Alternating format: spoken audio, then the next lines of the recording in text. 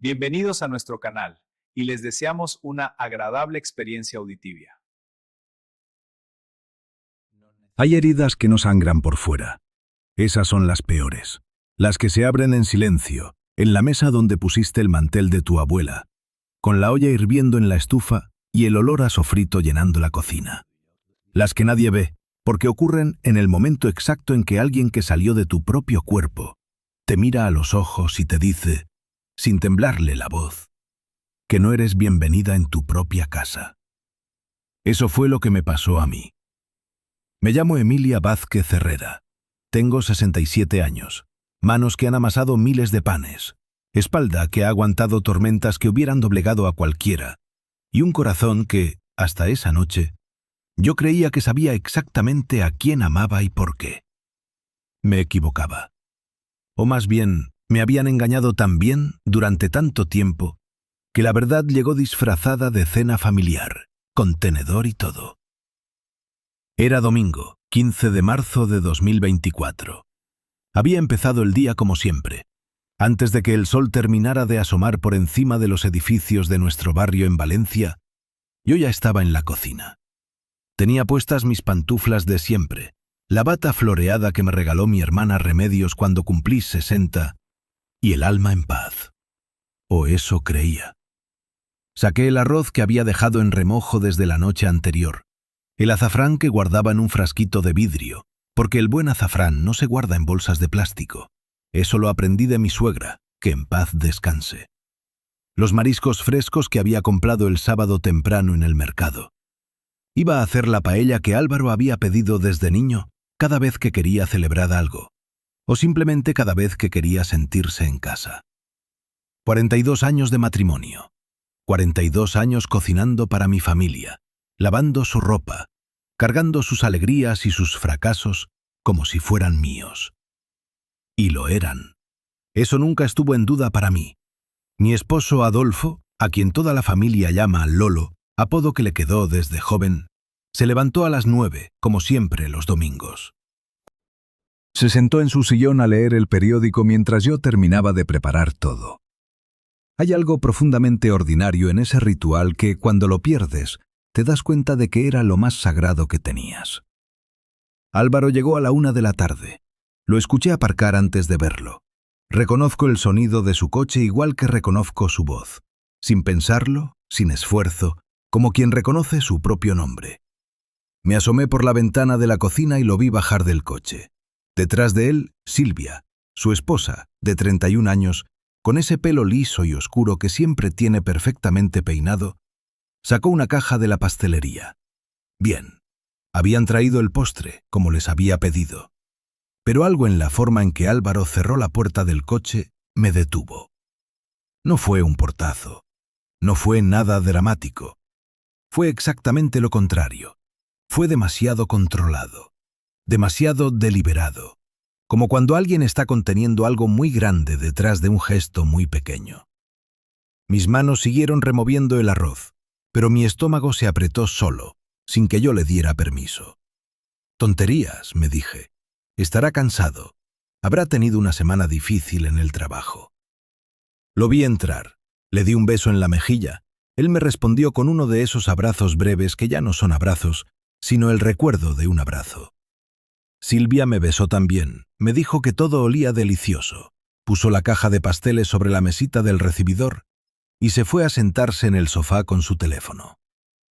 Adolfo saludó desde su sillón sin levantarse, tiene la rodilla mala desde el año pasado, y Álvaro se sentó frente a su padre, pero no dijo nada, solo miraba, no hacia nosotros, hacia un punto indeterminado de la pared. Puse la mesa con el mantel bordado que perteneció a mi suegra. Ese mantel es una herencia que vale más que cualquier cosa que pueda comprarse. Cada flor bordada la hizo ella con sus propias manos, en las noches de invierno, cuando sus hijos eran pequeños. Yo lo saco solo para los domingos, solo para cuando la familia está reunida, porque me parece que hay que honrar las cosas que alguien cosió con amor. La cena empezó bien, o eso aparentó. Adolfo contó una anécdota de la semana, algo que había visto en las noticias. Silvia habló un momento de una propiedad que estaba tramitando en la inmobiliaria donde trabajaba. Yo serví la paella con cuidado, asegurándome de que a cada uno le tocara buena cantidad de marisco, que el arroz estuviera en su punto. Eran cosas pequeñas, sí, pero esas cosas pequeñas eran mi manera de decirle a mi familia: os quiero. Aquí estoy. Esta mesa es nuestra. Álvaro no probó casi nada. Lo miraba de reojo mientras conversábamos. Movía la comida en el plato con el tenedor, como hacía cuando tenía 7 años y no le gustaba algo, pero sabía que no podía decirlo. Solo que ahora tenía 35, y ya no había nada que no pudiera decir. Fue cuando estaba sirviendo el segundo plato. Me levanté para ir a la cocina, traje la fuente, empecé a servir. Y entonces Álvaro dejó caer el tenedor sobre el plato. No sé si lo hizo a propósito o no. El sonido fue metálico, seco, cortante como un disparo en una habitación silenciosa. Todos lo miramos. Y él nos miró a nosotros, primero a su padre, luego a mí. «Mamá», dijo, «estás aquí porque es tu casa, pero no porque seas bienvenida». El mundo no se detuvo. Eso es lo que uno creería que pasa en esos momentos, que el tiempo se congela, que todo queda suspendido. Pero no. El reloj de la cocina siguió marcando los segundos. La paella seguía humeando en la fuente. Y yo seguía de pie, con el cucharón en la mano, sintiendo que algo dentro de mí acababa de quebrarse de una manera que no iba a poder repararse fácilmente. Adolfo quedó petrificado. Lo vi en su cara. La incredulidad, el dolor, la confusión de alguien que acaba de recibir un golpe que no vio venir. Silvia bajó los ojos hacia su plato. Y ese detalle, ese gesto de Silvia bajando los ojos, fue el primero que registré con claridad entre el caos de lo que estaba sintiendo. Porque no era el gesto de alguien sorprendida, era el gesto de alguien que ya sabía. «¿Qué has dicho?», logré murmurar. Mi voz salió extraña, como si viniera de muy lejos. «Lo que escuchaste», respondió él, sin apartar los ojos de mí, sin un temblor en la voz. «Esta casa técnicamente es tuya, sí, pero eso no significa que tu presencia aquí sea deseada». Durante unos segundos no pude hablar. Intenté procesar esas palabras y no pude. Era como intentar leer en un idioma que no conoces. Las letras están ahí, pero el significado se escapa. Este era el mismo niño que lloraba cuando yo salía de la habitación. El mismo que me buscaba en medio de la noche cuando tenía pesadillas, que se aferraba a mi cuello y me decía: «Mamá, quédate». El mismo que en su graduación del colegio me abrazó delante de todos sus compañeros sin vergüenza ninguna y me dijo al oído: «Todo lo que soy te lo debo a ti». ¿Cómo se convierte ese niño en este hombre que me dice que no soy bienvenida? «Álvaro», intervino Adolfo con voz temblorosa, «no le hables así a tu madre». «Es necesario, papá», respondió él, y en esas 3 palabras había una resolución que me heló la sangre. «Es hora de que las cosas queden claras». «¿Qué cosas?», pregunté. Me senté porque mis piernas ya no me sostenían. «¿De qué estás hablando?». «Ya lo hablaremos», dijo, y se levantó de la mesa. «Silvia, nos vamos». Y se fueron, así, sin más, sin terminar la cena, sin explicaciones, sin mirarme a la cara al salir. Silvia recogió su bolso, volvió a bajar los ojos y siguió a mi hijo hacia la puerta como si hubiera ensayado ese movimiento muchas veces. Cuando el sonido del coche desapareció al final de la calle, el silencio que quedó en esa cocina fue el más pesado que he sentido en mi vida. Adolfo y yo nos miramos. Sobre la mesa, la paella que había tardado 3 horas en preparar se enfriaba sin que nadie la tocara. El mantel bordado de mi suegra estaba manchado de una gota de vino que alguien había derramado sin darse cuenta. No comimos más esa noche. No dormí. Me quedé en mi sillón, el que está junto a la ventana del salón, el mismo donde le di el pecho a Álvaro cuando era recién nacido, donde lo mecí durante horas cuando le salían los dientes, donde me senté a esperarlo cuando llegaba tarde de sus salidas de adolescente. Y me quedé mirando la calle vacía hasta que empezó a amanecer. Adolfo se durmió en el sofá hacia las 2 de la mañana. Lo escuché roncar suavemente y sentí una ternura tan grande y tan triste al mismo tiempo que casi me hizo llorar. 42 años juntos. Este hombre que dormía con la boca entreabierta y los pies descalzos en el sofá, era mi compañero de vida, el padre de mi hijo, la mitad de todo lo que habíamos construido.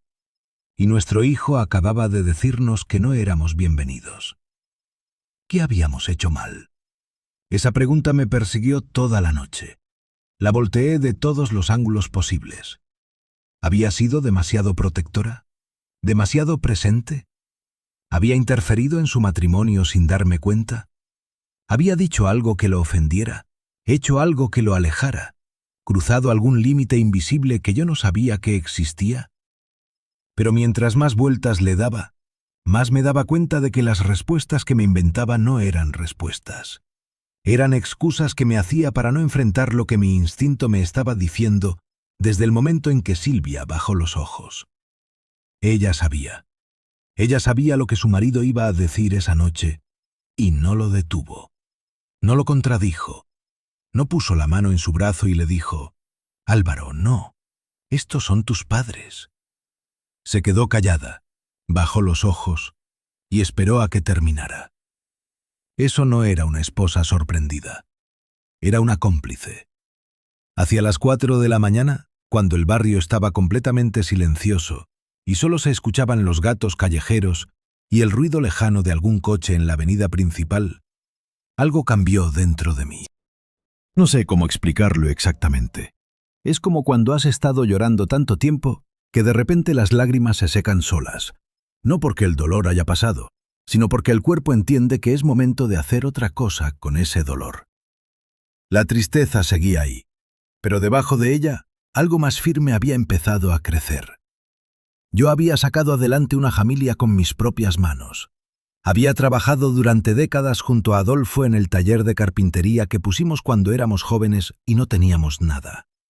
Había administrado las cuentas, negociado con los proveedores, llevado la contabilidad en cuadernos de espiral cuando no había programas para eso. Había tomado decisiones difíciles en momentos difíciles más veces de las que podía contar. No era una mujer que se quedaba sentada esperando que alguien le explicara lo que estaba pasando. A las 6 de la mañana del lunes 16 de marzo me levanté del sillón, me lavé la cara, me hice un café cargado y tomé una decisión. Iba a entender qué estaba pasando. No para vengarme, no todavía, sino porque tenía derecho a saber. La encontré a Adolfo en la cocina media hora después. No había podido dormir él tampoco, a pesar de lo que yo había creído. Estaba sentado en su silla habitual, la que tiene los brazos un poco deslastados porque lleva 20 años siendo la suya, con una taza de café entre las manos y una expresión que nunca le había visto en 42 años. La expresión de alguien que no sabe dónde está parado. «Adolfo», dije, «tenemos que hablar». «Sé lo que vas a decir», respondió sin mirarme. «Entonces dímelo tú». Me miró. Sus ojos, que siempre han tenido ese color café con leche que tanto me gustaba cuando éramos novios, estaban cansados y asustados. Puso la taza sobre la mesa con cuidado, como si de repente todo fuera frágil. «Álvaro vino a verme», dijo, «hace 3 semanas, mientras tú estabas en casa de Remedios. El suelo se movió bajo mis pies. ¿Y me lo estuviste ocultando?» «No quería preocuparte», empezó, y yo levanté la mano. «Para, no. Llevas 3 semanas guardándome un secreto sobre nuestro propio hijo y me dices que no querías preocuparme». Respiré hondo. «Cuéntame todo, desde el principio, sin omitir nada». Lo que me contó Adolfo en los siguientes 40 minutos, sentados en esa cocina con el café enfriándose entre los dos, fue peor que cualquier cosa que yo hubiera imaginado durante mi noche en vela. Álvaro había llegado un martes por la tarde, cuando yo estaba ayudando a Remedios con los trámites del médico. Había llegado sin avisar. Había encontrado a Adolfo solo y le había hablado de planes, de futuro, de lo que convenía hacer en esta etapa de la vida. Le había hablado de la casa, la nuestra, la que habíamos comprado cuando Álvaro tenía 2 años, la que habíamos terminado de pagar con nuestro propio trabajo, como si fuera un activo en un balance contable, no el lugar donde su hijo había aprendido a caminar, donde habíamos tenido las cenas de Navidad, donde estaba la marca en el marco de la puerta que íbamos haciendo cada año para medir su altura. ¿Y tú qué le dijiste?, pregunté. Adolfo tardó en contestar. Al principio me negué, dijo. Le dije que era nuestra casa, que nos la habíamos ganado, que mientras viviéramos no había nada que discutir. Al principio, repetí lentamente. Siguió insistiendo Emilia. Me llamaba por las mañanas cuando tú salías a caminar. Venía cuando sabía que estarías fuera. Me explicaba que no era nada personal, que era lo más razonable, que los tiempos cambian y que nosotros... Se detuvo. ¿Que nosotros qué?, dije, y mi voz sonó más fría de lo que pretendía. Que nosotros ya no éramos jóvenes, que había que pensar en el futuro, que si algo nos pasaba, mejor tener todo ordenado de antemano. Hubo un silencio. ¿Y tú le creíste? No es que le creyera, Emilia. Es que empecé a pensar que quizás tenía razón en que había que hablar sobre el patrimonio, sobre los bienes. Adolfo, lo interrumpí. Con calma, con una calma que me costó más que cualquier cosa en ese momento.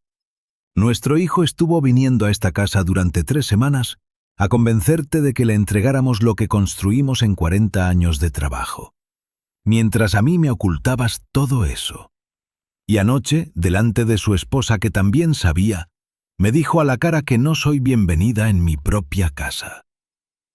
Adolfo bajó la cabeza. Sé que tendría que habértelo dicho antes. Sí, respondí. Y no añadí nada más, porque las palabras que se me venían encima eran demasiado grandes para ese momento, y necesitaba guardar energía para lo que venía. Me levanté, recogí las tazas, las lavé. Mantener las manos ocupadas siempre me ha ayudado a pensar. Mientras el agua corría sobre mis manos, fue haciéndose más claro algo que la noche anterior solo había sido una intuición confusa. Detrás de todo eso estaba Silvia. No era un juicio apresurado, era aritmética. Álvaro, el niño que yo conocía, el hombre que había sido hasta hacía no tanto tiempo, no era capaz de planear algo así solo. No era su manera de funcionar. Mi hijo tenía defectos, como todos, pero la frialdad calculada que había visto la noche anterior en su cara, la determinación de alguien que ha estado ensayando un guión, eso no era Álvaro. O más bien, Álvaro solo no llega ahí. Silvia llevaba 3 años en nuestra familia. Trabajaba en una inmobiliaria, conocía el lenguaje de los bienes raíces, sabía cómo hablar de patrimonio y activos y planificación financiera con la misma naturalidad con que yo hablo de recetas. Y en esos 3 años había ido cambiando, muy despacio, muy sutilmente, la relación entre Álvaro y nosotros. Pequeñas cosas al principio. Un plan familiar cancelado porque Álvaro estaba cansado. Una llamada de domingo que de repente empezó a acortarse. Unas navidades en las que Silvia propuso que cada familia celebrara por su lado, porque ya eran mayores para pasar las fiestas separados de los hijos. Yo lo había notado. Pero me había dicho que era normal, que los matrimonios jóvenes necesitan su espacio, que no tenía que ser la suegra pesada. Qué equivocada estaba. Esa semana tomé 2 decisiones. La primera fue llamar a mi hermana Remedios. Remedios es 3 años menor que yo. Ha trabajado toda su vida en un banco y tiene una capacidad para ver con claridad las situaciones complicadas que yo siempre he admirado. No le conté todo de golpe. La llamé con el pretexto de quedar a tomar café, y cuando estuvimos sentadas frente a frente en la cafetería de siempre, la del señor Martínez, que lleva 30 años haciendo el mejor cortado del barrio, le conté lo que había pasado. Remedios me escuchó sin interrumpirme. Eso es algo que valoro enormemente en ella. Sabe cuándo hay que callarse y dejar hablar. Cuando terminé, se quedó un momento mirando su taza. ¿Adolfo firmó algo?, preguntó. Dice que no. ¿Sabes si hay algún documento en preparación? ¿Algún abogado involucrado? No lo sé todavía. Necesitas saberlo antes de hacer nada más, dijo. Y necesitas un asesor de confianza, no el de siempre que os lleva las declaraciones, uno que sepa de protección patrimonial. Remedios. Emilia, escúchame. Lo que describes no es un hijo que tuvo un mal momento y dijo algo que no debía. Lo que describes es una campaña, sistemática, calculada, ejecutada con paciencia. Eso lleva preparación. Y si tiene preparación, hay documentos. Búscalos. Me fui de esa cafetería con el corazón más pesado, pero la cabeza más clara. La segunda decisión fue más difícil. Tenía que hablar con Álvaro. No para confrontarlo, no todavía, sino para escucharlo, para dejar que me dijera en su propia cara exactamente qué quería, y mientras lo escuchaba, prestar atención a todo lo que no me dijera, a las palabras que usara, al vocabulario que eligiera, así esas frases sonaban a algo que había pensado él o a algo que le habían enseñado a decir. Lo llamé el miércoles. Respondió al segundo tono, lo que significaba que esperaba mi llamada. «Mamá, Álvaro, necesito que nos veamos». Hubo una pausa. «Está bien, ¿cuándo?» «El viernes, aquí en casa, si te parece». Otra pausa, más larga esta vez. «Puedo venir el viernes», dijo, «pero quiero que sepas que lo que te dije el domingo lo mantengo. No es algo dicho con rabia, es lo que pienso». «Lo sé», respondí, «por eso quiero hablar». Colgué. Me quedé sentada con el teléfono en la mano durante un minuto largo, sintiendo cómo me temblaban los dedos. Luego me levanté, fui al cajón donde guardamos los documentos importantes y empecé a revisar. La escritura de la casa, las cuentas, los seguros, la documentación del taller, que aunque habíamos reducido la actividad en los últimos años, seguía siendo nuestro. Todo estaba en orden. Todo seguía a nombre de los dos, tal como había sido siempre. Pero mientras miraba esos papeles, me vino un pensamiento que me dejó sin respiración. ¿Y si ya era demasiado tarde para algo que yo todavía no sabía? Sebastián Morales tenía su despacho en el centro de Valencia, en uno de esos edificios viejos con suelos de mármol y techos altos, que hacen que te sientas pequeña al entrar. Remedios me lo había recomendado. Lo conocía de años de trabajo en el banco. Decía que era el hombre más meticuloso y honesto que había conocido en el mundo de las finanzas y el derecho. Me recibió el jueves por la mañana. Era un hombre de unos 50 años, pelo gris, traje oscuro, gafas con montura fina. Tenía una manera de escuchar que me recordó a Remedios, sin interrumpir, sin juzgar, tomando notas en un cuaderno de páginas blancas con una letra pequeña y precisa. Le conté todo, desde la cena del domingo hasta la conversación con Adolfo, desde el comportamiento de Silvia hasta las llamadas que Álvaro le había hecho a su padre en secreto. No omití nada. Hablar en voz alta de todo aquello, en ese despacho silencioso, con el sol entrando por las ventanas altas, fue una de las experiencias más extrañas de mi vida. Como si al ponerle palabras a lo que había vivido, se volviera más real y más manejable al mismo tiempo. Cuando terminé, Sebastián dejó el bolígrafo sobre el cuaderno y me miró. «Señora Vázquez, lo que usted me describe tiene varios elementos que me preocupan», dijo. Primero, la sistematicidad. Las visitas clandestinas a su esposo, la exclusión deliberada de usted de esas conversaciones, la presión graduada. Eso es un patrón, no un impulso. ¿Y eso qué significa? Significa que hay una estrategia detrás, y las estrategias tienen objetivos concretos. Lo que necesitamos saber es cuál es el objetivo específico y si ya hay alguna acción legal en marcha que usted desconoce. ¿Puede haber algo así sin que yo lo sepa? Si su esposo hubiera firmado algún documento de poder notarial, de cesión de bienes o de modificación de beneficiarios en pólizas de seguros, podría haber movimientos de los que usted aún no tiene constancia. Por eso vamos a comprobarlo todo. ¿Cómo lo hacemos? Lo comprobamos, dijo con la misma tranquilidad con que alguien dice, lo miramos en el mapa. Hay registros públicos, hay formas de verificar. Y mientras lo hacemos, vamos a establecer una protección preventiva sobre su patrimonio para que nada pueda moverse sin su consentimiento explícito. Salí de ese despacho 2 horas después con una carpeta de documentos que firmar y una sensación extraña en el pecho. Seguía teniendo miedo, sí, pero era un miedo diferente. Era el miedo de alguien que ya está haciendo algo, no el de alguien que está paralizada. El viernes llegó Álvaro a las 6 de la tarde, solo, sin Silvia. Eso ya me dijo algo. Adolfo estaba sentado en el salón. Yo había preparado café, había puesto galletas en un plato, porque 42 años de costumbre no se apagan de un día para otro. Y me había sentado frente a la puerta con la espalda recta y las manos quietas sobre mis rodillas. Álvaro entró, nos saludó con 2 besos de los que no tienen calor y se sentó en el sillón grande. El sillón que era el suyo cuando era niño, donde se sentaba a ver la tele los sábados por la mañana con los cereales en el regazo. Ese detalle me dolió de una manera que no esperaba. «Gracias por venir», dije. «Dijiste que querías hablar», respondió.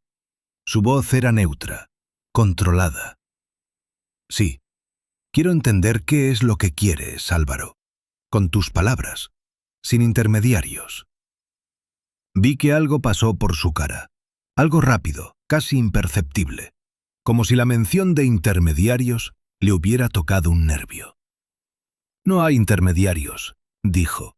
«Lo que quiero es que tengamos una conversación adulta sobre el futuro de los bienes familiares. Sois mayores. El taller ya no está tan activo. La casa es grande para 2 personas y hay posibilidades de organizar mejor las cosas». Álvaro se detuvo. «¿Quién te enseñó ese vocabulario?» Un silencio. «Nadie me enseñó nada, mamá. He estado pensando en esto yo solo». «¿Tú solo?» Mantuve la voz tranquila. «¿Y Silvia no ha participado en ninguna de estas reflexiones?» «Silvia es mi esposa. Hablamos de todo». «Claro», dije, «como tú y yo solíamos hablar de todo. Antes». Adolfo tosió suavemente. Álvaro me miró y en sus ojos vi algo que me rompió el corazón de una manera diferente a la del domingo. Vi culpa. Una culpa que luchaba contra algo más fuerte que ella, algo que lo empujaba en una dirección que él quizás no había elegido del todo libremente. Y en ese momento lo entendí. No completamente, no todavía, pero lo suficiente como para saber que lo que estaba pasando era más complicado y más oscuro de lo que yo había imaginado en mis peores noches de insomnio. «Álvaro», dije, y esta vez no pude evitar que me temblara un poco la voz. «Eres mi hijo, te quiero. Eso no va a cambiar nunca, pase lo que pase. Pero necesito que sepas algo». Me miró. «Esta casa, lo que tu padre y yo construimos, no lo construimos solos ni para nosotros solos. Lo construimos para darte una base, para que cuando llegaras al mundo tuvieras tierra firme bajo los pies. Y si alguien te ha convencido de que esa base es un obstáculo para tu futuro en lugar de la raíz de él». Me levanté. Fui a la cocina a buscar más café porque necesitaba un momento para que mis ojos no se llenaran de lágrimas delante de él. Mientras ponía la cafetera, escuché que los dos hablaban en voz baja en el salón. No pude oír las palabras, pero escuché el tono, algo tenso, algo urgente, como si se estuvieran empujando hacia algún lugar sin poder llegar. Volví con el café. Álvaro estaba mirando el suelo. «Habrá que seguir hablando», dijo poniéndose de pie, «pero no hoy». «De acuerdo», respondí. Esta vez cuando se fue, no me quedé mirando la puerta cerrada con desesperanza. Me quedé mirándola con algo diferente, con la certeza de que lo que venía iba a ser difícil, pero que no iba a enfrentarlo sola ni desarmada. Esa noche, mientras Adolfo dormía, me senté a la mesa de la cocina con un cuaderno en blanco y empecé a escribir. Todo lo que recordaba. Las fechas, las frases, los gestos, los silencios. Las veces que Silvia había estado presente en conversaciones que no debería haber presenciado. Las veces que Álvaro había llegado con ideas que no sonaban a él. Escribí hasta que me dolió la mano. Y cuando cerré el cuaderno, supe que estaba empezando algo que iba a cambiar todo. Lo que todavía no sabía era cuánto. Hay un tipo de calma que no es paz. Es la calma de quien ha decidido. La calma de quien ya no tiene miedo de lo que va a encontrar porque ha aceptado que va a encontrarlo de todas formas, y que es mejor ir al encuentro con los ojos abiertos que esperar a que llegue a buscarte con los ojos cerrados. Así amanecí el sábado 22 de marzo. Adolfo me encontró en la cocina a las 7 de la mañana, con el cuaderno abierto sobre la mesa, las notas de la semana extendidas a mi alrededor como las piezas de un rompecabezas que todavía no había terminado de armar. Me miró durante un segundo largo, luego miró las hojas, luego volvió a mirarme. «¿Cuánto llevas despierta?», preguntó. «No importa», dije. «Siéntate. Necesito contarte algo». Le conté lo de Sebastián Morales. Le conté lo de las verificaciones en los registros públicos. Le conté que Remedios había hecho algunas llamadas discretas a través de sus contactos en el banco para averiguar si había algún movimiento financiero inusual relacionado con nuestras cuentas o propiedades.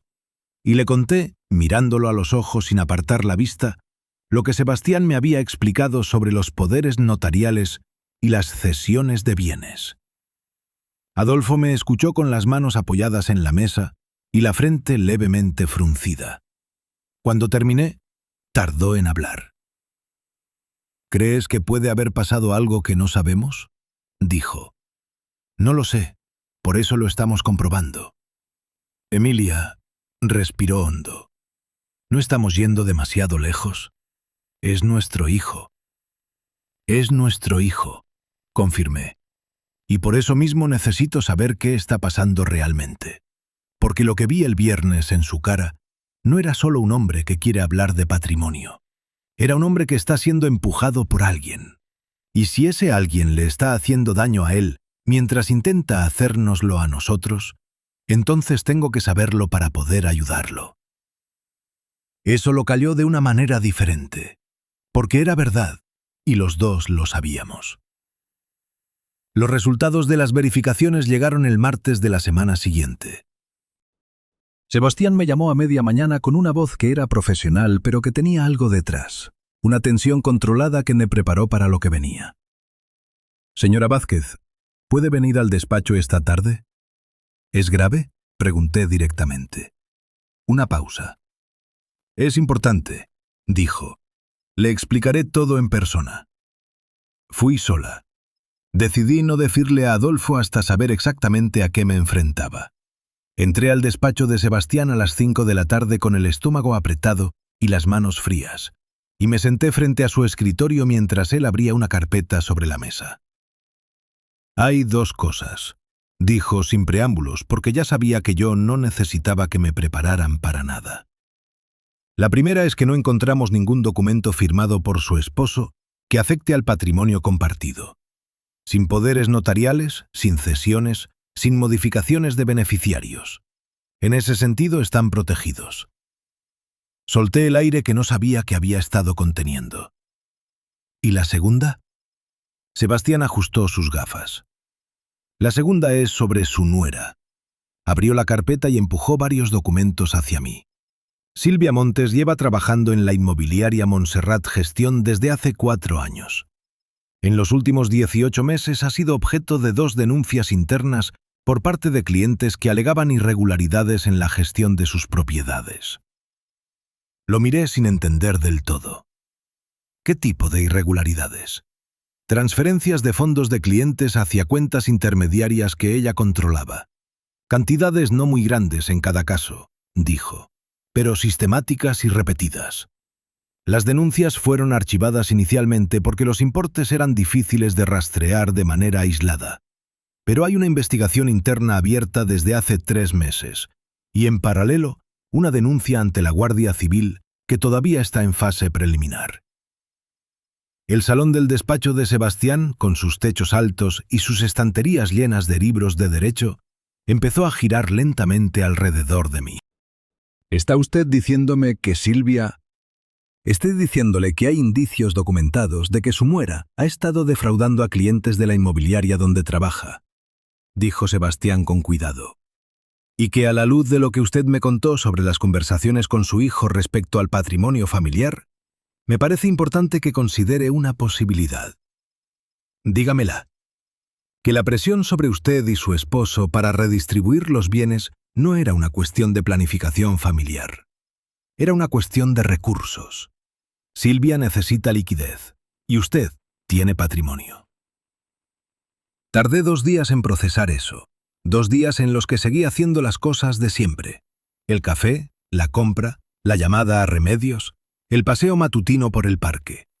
Pero todo lo hacía con una capa nueva encima, una capa de comprensión que lo cambiaba todo, y que al mismo tiempo me llenaba de una tristeza que no sabía muy bien a dónde dirigir. Porque si Sebastián tenía razón, y en mi interior ya sabía que tenía razón, porque las piezas encajaban con una precisión dolorosa, entonces Álvaro no era solo cómplice de algo malo. Era, sobre todo, una víctima. Un hombre que había sido manipulado por la persona que supuestamente más lo amaba en el mundo, que había sido usado como herramienta en un esquema que él, quizás, ni siquiera comprendía del todo. Y ese pensamiento era casi más difícil de cargar que la rabia. La rabia tiene energía. La compasión duele de otra manera. El jueves por la tarde Remedios vino a casa. Adolfo estaba en el taller arreglando unas cosas, así que estábamos solas en la cocina cuando le conté lo que había descubierto. Mi hermana me escuchó con esa cara suya de bancaria experimentada que no pone gestos innecesarios, y cuando terminé, se quedó callada un momento. «¿Qué vas a hacer?», preguntó. «Tengo que hablar con Álvaro», dije. «Pero antes necesito tener todo documentado. Todo. Necesito que cuando me siente frente a él y le diga lo que sé, no haya manera de que ella pueda desmentirlo». Remedios asintió despacio. «¿Y si él no te cree?». Era la pregunta que me había estado haciendo a mí misma durante 2 días. «Entonces tendré que darle tiempo para que lo descubra solo», respondí. «Pero al menos sabrá que intenté decírselo». «¿Y si ella ya sabe que tú sabes?». Eso me detuvo. Lo había pensado también, pero escucharlo en voz alta le daba una urgencia diferente. «Entonces hay que moverse antes de que ella se mueva primero», dije. La semana siguiente fue la más intensa de todo lo que viví. Sebastián hizo lo que hacen los buenos profesionales cuando la situación lo requiere: trabajar rápido sin dejar de ser meticuloso. En menos de 5 días habíamos recopilado toda la documentación disponible sobre las denuncias contra Silvia. Habíamos establecido una protección notarial completa sobre todos nuestros bienes que hacía imposible cualquier transacción sin mi firma y la de Adolfo. Y habíamos preparado una carpeta con la información ordenada y clara, lista para ser presentada a quien fuera necesario. Adolfo, cuando le conté todo, reaccionó como yo esperaba que reaccionara, con un silencio muy largo, luego con los ojos brillantes, luego con una pregunta. «¿Álvaro lo sabe?». «No lo creo», dije. «O si lo sabe, no lo acepta todavía. ¿Cómo podemos ayudarlo?». Y esa pregunta tan simple, tan él, tan de padre que sigue siendo padre aunque le hayan roto el corazón, fue la que me dio la claridad que necesitaba para el siguiente paso. Le escribí a Álvaro un mensaje de texto, corto, sin explicaciones. «Necesito verte, solo tú, no importa dónde. Dime cuándo». Respondió en menos de 1 hora. «Mañana a las 10, en el café de la plaza, si te parece». Llegué 10 minutos antes que él. Me senté en una mesa del fondo, pedí un café solo y saqué la carpeta que llevaba en el bolso. La puse sobre la mesa, cerrada, y esperé. Álvaro entró con ese andar suyo que siempre ha sido un poco más apresurado de lo necesario, como si el mundo fuera siempre más urgente de lo que es. Me vio, se acercó, me dio el beso de siempre, se sentó, pidió un cortado, y me miró con esa mezcla de tensión y algo que debajo de la tensión seguía siendo mi hijo. «¿Estás bien?», preguntó. «No», dije. «Y tú tampoco, pero vamos a estarlo».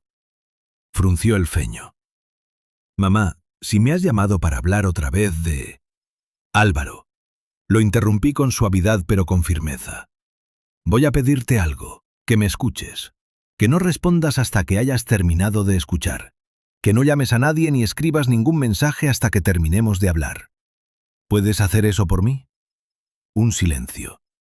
«¿Qué está pasando?». «Eso es lo que te voy a explicar».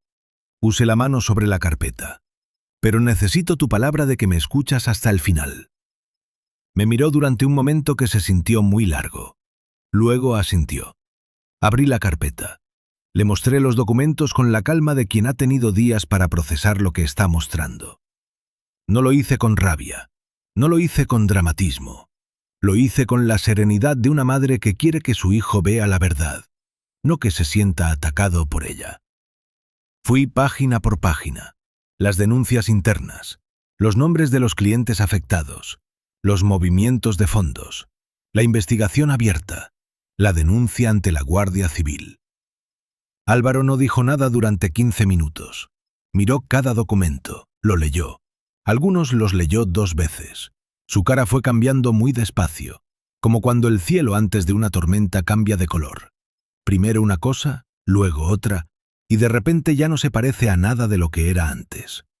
Cuando llegó al último documento, lo dejó sobre la mesa y se quedó mirándolo. «Esto no puede ser», murmuró. «Lo he verificado con un abogado de confianza», dije, «que además tiene contactos en el ámbito jurídico y puede confirmar que la investigación es real». «¿Cuánto tiempo llevas sabiendo esto?» «Poco más de una semana». Hice una pausa. «El tiempo suficiente para asegurarme de que era verdad antes de venir a ti». Álvaro se llevó las manos a la cara. Las mantuvo ahí durante varios segundos. Cuando las bajó, en sus ojos había algo que partía el alma. No era rabia, no era incredulidad. Era reconocimiento. El reconocimiento doloroso de alguien que en algún rincón ya sabía, ya había sentido que algo no encajaba, y que estaba viendo cómo todas esas piezas sueltas de repente formaban una imagen que no quería ver. «Las conversaciones sobre vuestra casa», dijo lentamente, «fueron idea de ella». Lo imaginaba. Me dijo que era lo más sensato, que vosotros ya no... que era el momento de reorganizar las cosas, que si algo os pasaba sería un lío para todos y que mejor hacerlo mientras estabais bien. Me lo explicó tantas veces, con tanta lógica. La lógica puede ser una herramienta muy eficaz cuando alguien quiere convencerte de algo. Dije. ¿Y lo de la cena? ¿Lo que le dije a papá? ¿También fue idea de ella? Me miró. Me dijo que vosotros nunca lo haríais voluntariamente, que la única manera era poneros frente a los hechos, que si yo no era firme, vosotros buscaríais la manera de evitar la conversación para siempre. ¿Y eso te pareció razonable? ¿Decirle a tu madre que no es bienvenida en su casa? Su voz se quebró por primera vez. No. Una palabra, pequeña, cargada. En el momento en que lo dije, supe que no era razonable. Pero ya estábamos en la mesa, y ella me había dicho que si me echaba atrás era porque no confiaba en ella, que eso significaría que nuestra relación no era sólida. Se detuvo. Que si no lo hacías era porque no la amabas. Terminé yo, en voz baja. Me miró con unos ojos que ya no eran los de esa noche del domingo. Eran los ojos de mi hijo, de verdad, del Álvaro que corría hacia mí cuando llegaba del trabajo. Sí, dijo. Lo que vino después tuvo la forma de una avalancha que alguien había estado conteniendo durante mucho tiempo, y que una vez que encontró la grieta, no pudo detenerse. Álvaro habló con Sebastián ese mismo día. No porque yo lo empujara, sino porque quiso hacerlo él. Quería entender exactamente el alcance de lo que estaba pasando, las implicaciones legales, lo que correspondía hacer. Lo que Sebastián le explicó fue claro. Silvia no solo había estado defraudando a clientes de la inmobiliaria. En su proceso de investigar cómo acceder al patrimonio de Adolfo y mío, había consultado también con un gestor sobre las posibilidades de modificar los beneficiarios de nuestra póliza de seguro de vida, una que teníamos desde hacía 20 años, sin que nosotros lo supiéramos. Cuando Álvaro escuchó eso, el color se le fue de la cara. ¿Está diciendo que ella? Estoy diciendo que consultó las posibilidades, dijo Sebastián con precisión. No que actuara todavía sobre ello. Pero el patrón es consistente y la dirección es clara. Álvaro pasó 2 días sin llamarla. Los pasó en nuestra casa, durmiendo en su antigua habitación, que yo había mantenido igual que siempre, aunque él llevaba años viviendo fuera. Porque las madres hacemos esas cosas. Guardamos los cuartos de nuestros hijos como si fueran capillas de un tiempo que no queremos perder completamente. Los 2 días fueron extraños y necesarios al mismo tiempo. Álvaro y Adolfo hablaron durante horas. Yo los escuchaba a veces desde la cocina, ese murmullo de 2 voces, la de mi esposo y la de mi hijo, reconstruyendo algo que había estado a punto de romperse para siempre. No me metí. Había momentos en que los padres y los hijos necesitan arreglarse entre ellos, sin mediadores. Solo una noche Álvaro vino a sentarse junto a mí en el salón, cuando Adolfo ya dormía. Estuvo un rato callado. Luego dijo: «Mamá, lo de la cena. No tienes que...».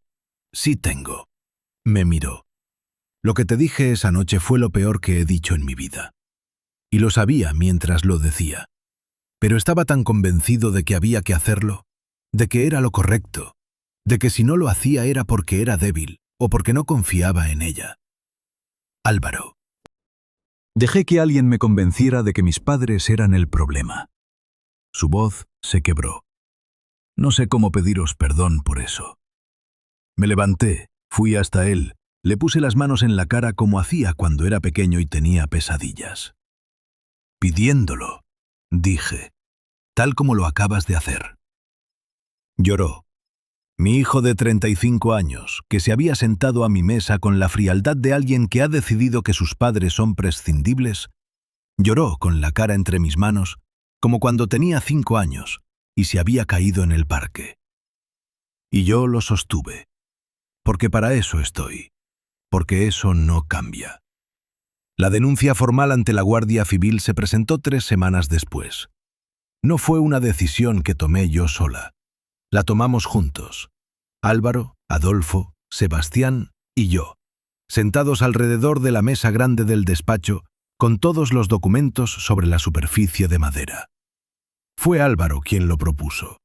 Fue Álvaro quien dijo, con una calma que me partió el alma, porque era la calma de alguien que ha procesado algo muy doloroso y ha llegado al otro lado: «Hay que hacerlo, no solo por nosotros, por los otros clientes a quienes les ha hecho lo mismo».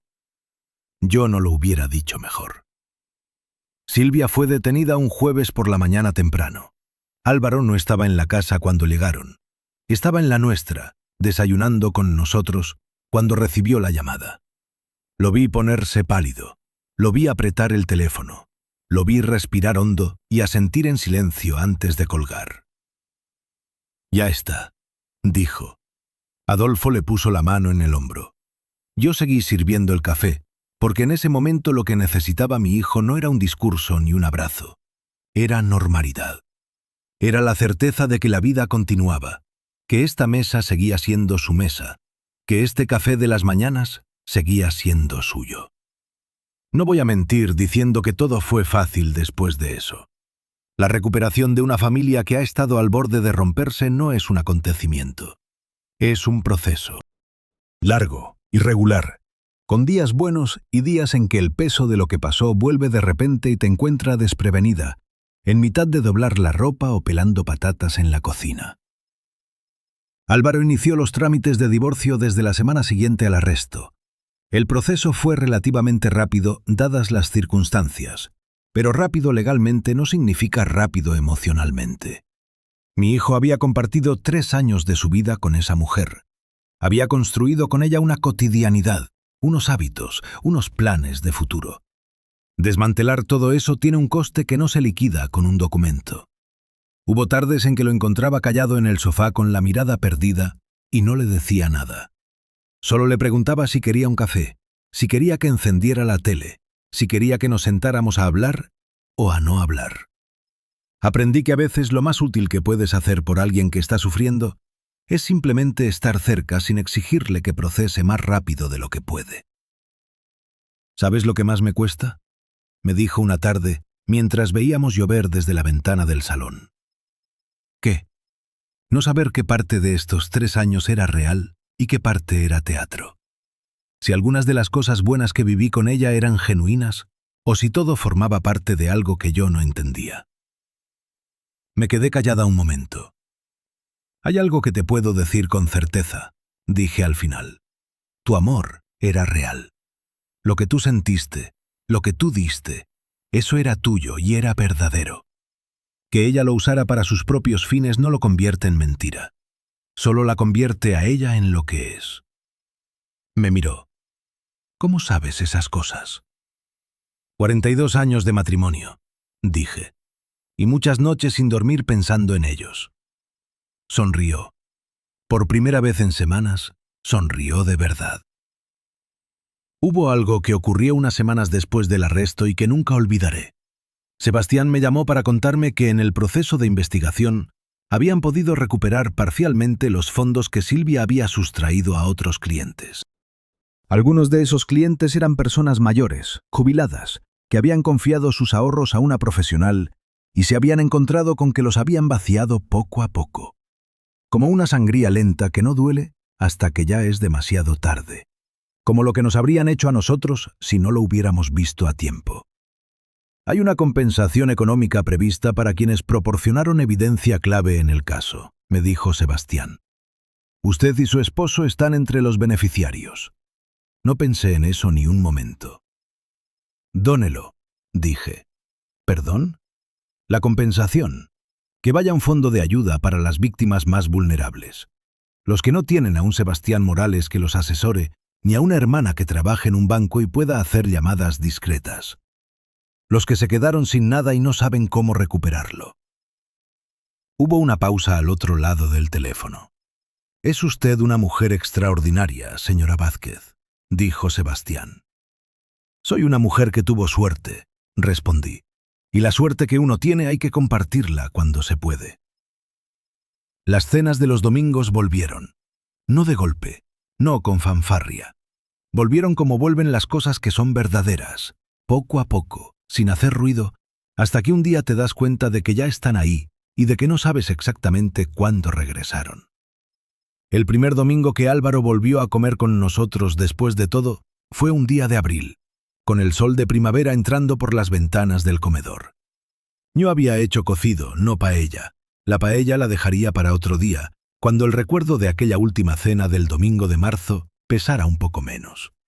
Y había puesto el mantel bordado de mi suegra porque me pareció que era el momento de hacerlo. Álvaro llegó con un flan de la pastelería nueva que habían abierto cerca de su apartamento. Lo puso sobre la mesa, se sentó, miró el mantel y dijo: «Hacía tiempo que no veía este mantel». «Lo guardo para las ocasiones importantes», dije. Me miró. «¿Y esta lo es?» «Todas las que estamos juntos lo son», dije. Aunque antes no lo sabía bien. Adolfo sirvió el vino. Brindamos sin decir nada especial, sin discursos, sin hacer de ese momento algo más grande de lo que era. Un domingo, una mesa, una familia. Pero yo, mientras levantaba mi copa, pensé en todo lo que había costado llegar hasta ahí. Las noches sin dormir, el miedo, la rabia fría, las lágrimas que me había guardado porque no era el momento de soltarlas. El cuaderno de notas que todavía guardaba en el cajón de la mesilla como testimonio silencioso de todo lo que había documentado, investigado, construido para proteger lo que era mío. Pensé en esa noche de marzo en que mi hijo me dijo que no era bienvenida en mi propia casa. Y pensé que esa frase, que había creído que era lo peor que podía pasarme, resultó ser el principio de algo que no esperaba. El principio de entenderme a mí misma de una manera que 42 años de matrimonio tranquilo no me habían dado. El principio de saber con certeza, sin sombra de duda, de qué estaba hecha. Un día de mayo, ordenando el escritorio, encontré el cuaderno donde había empezado a anotar toda aquella noche oscura de marzo. Lo abrí por la primera página. Mi letra, apretada y pequeña como cuando estoy concentrada, llenaba el papel con fechas y frases y preguntas sin responder. Lo leí durante un rato, como quien lee el diario de otra persona, alguien que reconoces pero que ya no eres del todo. Esa mujer de marzo tenía miedo, mucho miedo, miedo de que su hijo ya no la quisiera, miedo de haber hecho algo mal sin darse cuenta, miedo de envejecer y volverse invisible, prescindible, un problema que hay que gestionar en lugar de una persona que hay que amar. Cerré el cuaderno.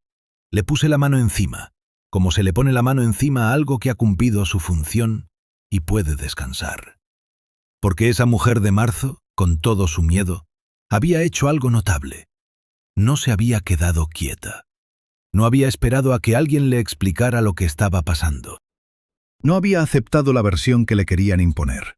Había encendido la luz en el lugar oscuro, aunque le temblaran las manos al hacerlo. Lo que aprendí de todo esto no cabe en una sola frase, pero si tuviera que quedarme con una cosa, una sola, la más importante de todas, sería esta. El amor verdadero no es ciego. El amor verdadero es el que mantiene los ojos abiertos incluso cuando lo que ve duele, incluso cuando hubiera sido más cómodo cerrarlos, incluso cuando la persona que amas se ha dejado convertir en algo que no reconoces. El amor verdadero es el que dice, te veo, veo lo que te han hecho, y no me voy a ningún sitio. Álvaro me preguntó hace poco, durante una de esas noches de domingo en que nos quedamos hablando después de que Adolfo se hubiera ido a dormir, cómo lo había sabido, cómo había tenido la certeza de que detrás de todo aquello había algo que merecía la pena rescatar. No lo sabía, le dije honestamente. Lo esperaba. ¿Cuál es la diferencia? Saber es certeza, esperar es fe, le sonreí. Y con los hijos, lo que uno tiene es siempre fe, aunque a veces cueste todo lo que tienes mantenerla. Se quedó callado un momento. Luego dijo muy bajito, «Gracias por no rendirte conmigo». ¿Rendirme? Lo miré. Álvaro, si yo me hubiera rendido cada vez que algo en esta vida se puso difícil, no habría llegado ni a los 30. Río. Y su risa en esa cocina, con el olor a café y el ruido suave de la lluvia sobre los cristales, fue la cosa más bonita que había escuchado en meses. Esta historia no terminó con un triunfo ruidoso. No hubo titulares, no hubo momentos de victoria frente a una multitud, no hubo un instante cinematográfico donde todo el mundo aplaudiera y el bien derrotara al mal con música de fondo. Lo que hubo fue esto: una mesa de domingo con el mantel bordado de mi suegra, un cocido que había quedado bueno, el vino que trajo Álvaro, y 3 personas que se habían mirado a los ojos sin que ninguna tuviera nada que esconder. Lo que hubo fue la recuperación, lenta y trabajosa, de algo que casi perdemos: la confianza.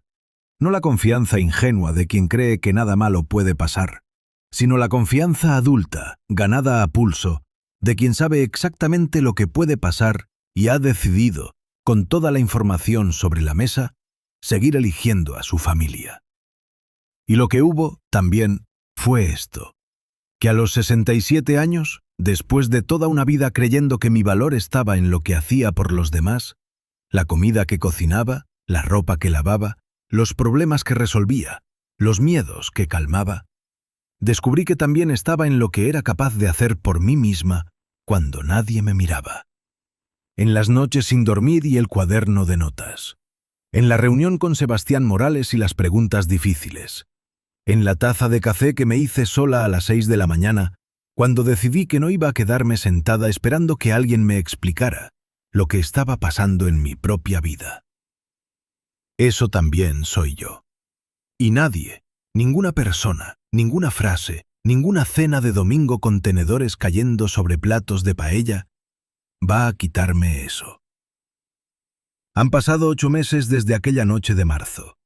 Lo sé porque esta mañana, mientras tomaba el café junto a la ventana del salón, vi que los árboles de la calle ya estaban perdiendo las hojas. En marzo todavía estaban desnudos, esperando la primavera. Ahora van camino del invierno. Y yo sigo aquí, en esta cocina, con mis pantuflas de siempre y mi bata floreada, mirando cómo cambia el tiempo desde la misma ventana desde la que he mirado cambiar tantas cosas. Hay una continuidad en eso que me da paz. Silvia está en prisión preventiva a la espera del juicio. No voy a decir que me alegra, porque no soy de las personas que encuentran alegría en el sufrimiento ajeno, ni siquiera en el de quien intentó hacerme daño. Lo que sí puedo decir es que cuando Sebastián me confirmó el resultado de la vista preliminar, lo que sentí fue alivio. El alivio tranquilo de quien sabe que la verdad, esta vez, llegó a tiempo. Los otros clientes a quienes había defraudado, 7 en total, según fue descubriéndose en el proceso, están en distintas fases de recuperación. Algunos recuperaron parte de lo perdido. Otros no podrán recuperarlo todo. Eso me pesa. Me pesa saber que hubo personas que no tuvieron a nadie que encendiera la luz a tiempo, que no tuvieron una hermana como Remedios, ni un Sebastián Morales, ni la fortuna de descubrirlo antes de que fuera demasiado tarde. Por ellos destiné la compensación que nos correspondía. No fue un gesto grandioso, fue lo único que tenía sentido hacer. Álvaro vive ahora en un apartamento pequeño a 10 minutos de nuestra casa. Lo eligió él, ese tamaño y esa distancia. Me dijo que necesitaba espacio para reconstruirse, pero no quería estar lejos. Que quería poder venir a pie cuando quisiera, sin que fuera un acontecimiento. Y así ha sido. A veces aparece un martes por la tarde sin avisar, se sienta en la cocina, me ayuda a pelar verduras o simplemente se queda ahí callado mientras yo cocino. Como cuando era adolescente y no sabía cómo decir que necesitaba compañía, y lo decía estando cerca sin hablar. Eso no ha cambiado en él. Me alegra que no haya cambiado. El proceso del divorcio se cerró el mes pasado. Álvaro me lo dijo en persona, una tarde de miércoles, sentados en el salón. No lo dijo con alivio ni con tristeza. Lo dijo con la serenidad de quien ha llegado al final de algo muy largo y muy agotador. Y simplemente necesita que alguien sepa que ya terminó. Lo escuché, le puse la mano en el brazo y no dije nada durante un momento. Luego le pregunté si quería que hiciera tortilla para cenar. Dijo que sí. A veces el amor se parece mucho a una tortilla de patatas hecha a tiempo. Adolfo ha estado bien, mejor de lo que esperaba, honestamente. Los primeros meses fueron difíciles para él. Cargó con una culpa grande por haber guardado el secreto de las conversaciones con Álvaro, por haber escuchado sin decirme nada, por haber estado a punto de dejarse convencer. Hablamos de eso varias veces, con la honestidad que da haber estado juntos 42 años y saber que ya no hay nada que no podamos decirnos. Le dije que entendía por qué lo había hecho, que el miedo a decepcionar a un hijo puede nublar el juicio de cualquiera, que lo importante era lo que había pasado después. Él me dijo una noche que yo era más valiente que él. Le dije que éramos diferentes, que la valentía no es siempre la misma cosa en personas distintas, que la suya era la de alguien que sabe cuándo necesita que alguien más tome el timón y confía. Y que eso no es poca cosa. Se quedó pensando en eso un buen rato. Creo que le ayudó.